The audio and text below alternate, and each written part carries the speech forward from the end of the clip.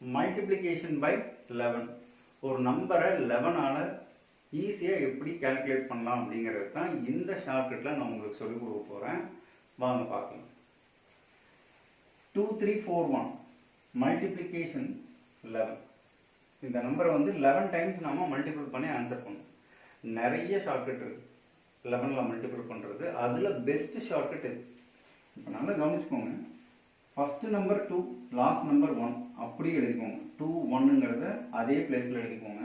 இப்போ 2 + 3 5, 3 + 4 7, 4 + 1 5.